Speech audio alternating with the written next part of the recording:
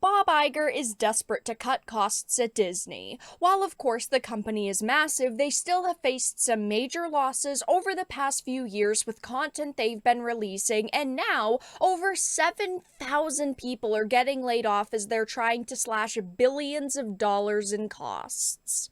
I have a few different things to show off, but before we get into the topic, if you enjoy the content that I create, please make sure to subscribe to the channel and hit the notification bell. Follow me on social media like Twitter or mine so that you can see when my content is posted. And of course, if you do really enjoy the videos and the live streams that I create, please consider becoming a Dark Titan via Patreon or a supporter via YouTube memberships. So I wanted to start off with this Variety article. Disney to begin layoffs of 7,000 staffers this week. Bob Iger cites need for streamlined approach to our business.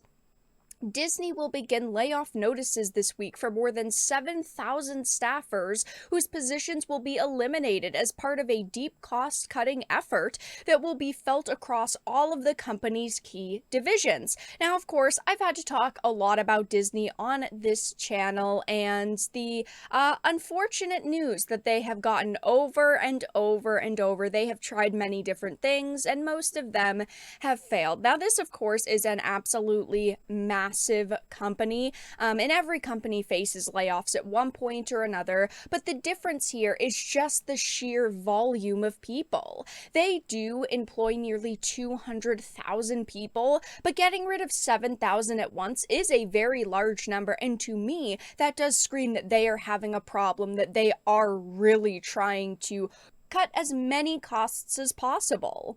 Disney's CEO Bob Iger confirmed in a memo to employees that the layoffs will come in 3 waves. The difficult reality of many colleagues and friends leaving Disney is not something we take lightly. This company is home to the most talented and dedicated employees in the world, and so many of you bring a lifelong passion for Disney to your work here. That's part of what makes working at Disney so special. It also makes it all the more difficult to say goodbye to wonderful people we care about. So of course he's trying to make it seem like they're one big family and he does really personally care about all these people, even though there's absolutely no way that that is possible because again, they have 200,000 employees. There's no way that they really care about all of them. Now, of course, to consumers, this screams that there's problems going on because when you're cutting 7,000 individuals out of your business, it sounds like, wow, you guys really are trying to cut costs. And even though he's saying that, it's a different thing to see it happen so fast. After this week's notifications, he told employees that another larger round of them will come next month and a final will hit before the beginning of summer to get the company to the 7,000 target. The mass layoffs reflect the depth of the transformation that Disney and other media companies face amid the difficult transition from analog TV and traditional movies into the on-demand streaming era. And it is of course, going to be a transition for any company to do this, but at the same time, Disney has boasted about how easy it's been for them. They have boasted about Disney Plus and their success and how quickly it happened. So, on one hand, while yes, they're trying to say that it's gone well for them, now they're laying off people and they're trying to downsize business, and this is one of the excuses, which doesn't really make a lot of sense here. It also shows some other companies and their recent layoffs. Roku with 200, EA with 800, Warner Music Group 270. The closest to Disney's number is Meta at 10,000. And that, as far as we know, is because they have been making no money, they have been in the negative, and after all of these different business plans they've tried to do, they've all failed, so now they have to do a massive restructure.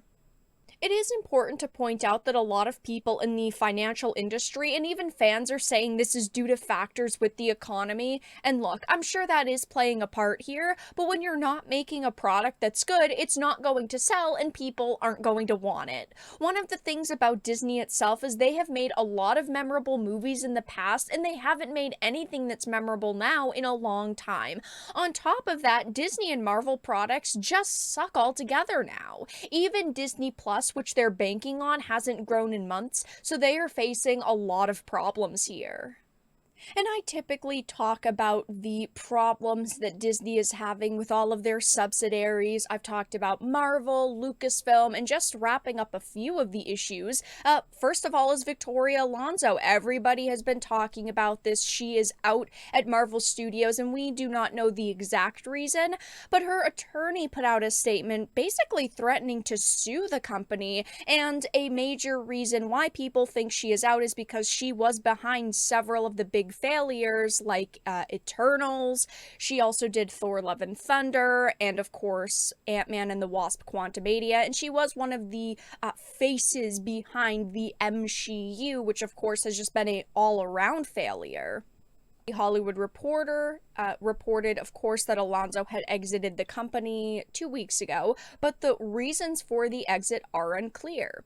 She joined Marvel in 2006 as the chief of visual effects and post-production and was a co-producer on Iron Man, and she, of course, co-produced Avengers, Iron Man 2, Thor. She has done a lot of projects for them, but she, as it says, was also the chief of visual effects, and we have heard that there are some massive problems in Marvel's visual effects departments, because this is why movies have been delayed several times. I mean, even look at Ant-Man and the Wasp. That was a pretty movie for the most part, a lot of people feel, but there was some god-awful CGI. I mean, just look at MODOK.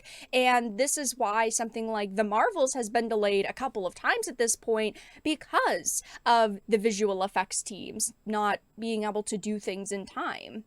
Also, don't forget, at the beginning of March, Bob Iger said the company will focus on quality over quantity for movies and TV shows going forward. And I would love to believe them here. I would love to give them another chance and genuinely feel excited for the future of Marvel and Star Wars, but I just have no reason to trust them. They unfortunately have said things like this many times over the years, and well, we've still ended up with things like the MCU and the Force is female. I think that they could get back on track and give consumers the content they want, but they would have to get rid of all of the bad people at the company, and one of those individuals is Kathleen Kennedy. She has ruined Star Wars. She has done a terrible job with it, but we also have the people under her, the directors, producers, showrunners, and they are still hiring very questionable people. So maybe after this wave of content coming out over the next, let's say, year and a half to 2 years, they will really rethink the quality over quantity. But people like Bob Iger do not want to admit that they have a quality problem.